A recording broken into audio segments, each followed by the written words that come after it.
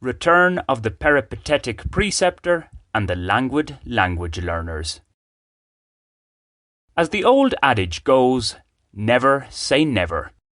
So while I have let it be known that over the years I've grown quite tired of freelance English teaching since I first started such work in 2012, I don't think I actually ever said that I would never return to it.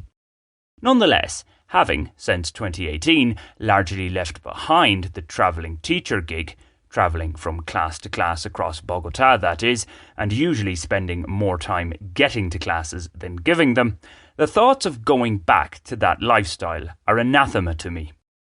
Okay, those in the teaching English as a foreign language industry will point to the fact that the pandemic has largely eliminated the need for the peripatetic preceptor.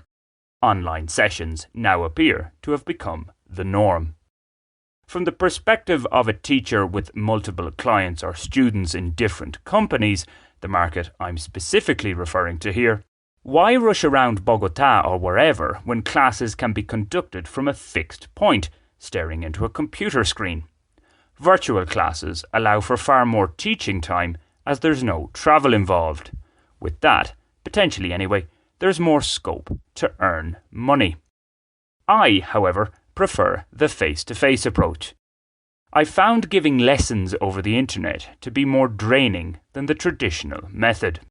I generally want virtual sessions to end as soon as they begin. A strong dislike of working from home, I've yet to have accommodation in Bogota that I truly call my home, does play a part in this mindset. Call me old school if you like, but I enjoy being able to stand up, walk around the class in a meeting room and make use of a whiteboard.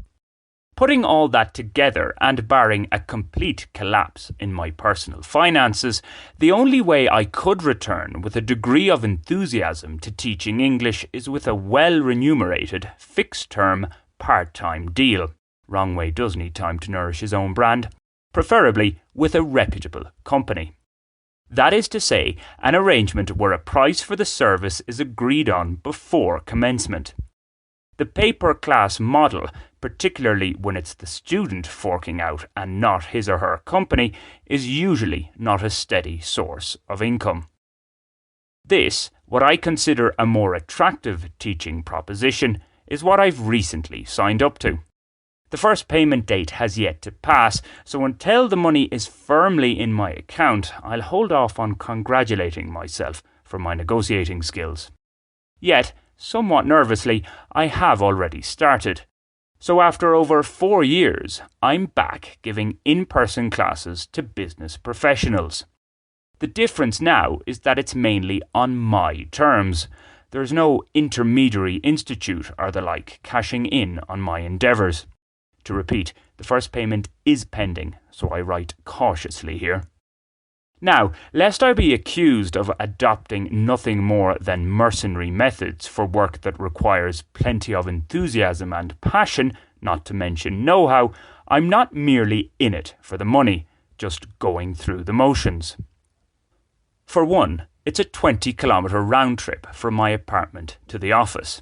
That's a bit outside my comfortable walking zone, especially when one has to lug a laptop around. Once I've received the first payment, the plan is to buy a decent bike. I do have access to one, but it's not the most efficient of two-wheelers. Put it this way, it doesn't entice one to ride it. Logistics aside, the fact that 2 of the 3 students are little better than beginners means these are far from my favoured form of classes. Moreover, that one of those 2 has been trying, with little success evidently, to learn English for years gives an idea of the task at hand. In a more general sense, it does beg the question, are some people just ill-equipped to learn a foreign language? Most cognitive experts would answer that in the negative. It isn't that there are those who simply can't acquire another tongue because their brains are wired differently. In many instances, it comes down to the learner's desire. If there is a real need, then most likely he or she will learn. Necessity is the mother of invention, after all. For sure, teachers, or as I like to call them, facilitators or guides, play an important role in this too. They have to know their brief, for starters. Creating the right pedagogical environment and following a method that best suits the student's learning capacities are other factors. One-to-one instruction allows for greater flexibility for both of these compared to classes in big groups. For me, that's the key: flexibility. What works for one student may not work for another. I like to think that I do have this adaptability. I do, however, sometimes receive criticism from qualified English teachers because I'm not a real one. My retort? What is a real teacher? In my school-going days, I had numerous qualified teachers who appeared quite inept at imparting the knowledge that they had learned. They certainly weren't figures of inspiration. Again, one does have to know the nuts and bolts of the subject in question before he or she can teach it, but simply having this knowledge doesn't mean one can easily pass it on to others. Not all gifted sports stars go on to become great coaches, after all. This is a danger with qualifications and the weight they often carry. One feels one has made it, so to put it, on receiving the piece of paper to hang on the wall. Yet, qualification is a result, education a process. Learning, after all, only ends at death.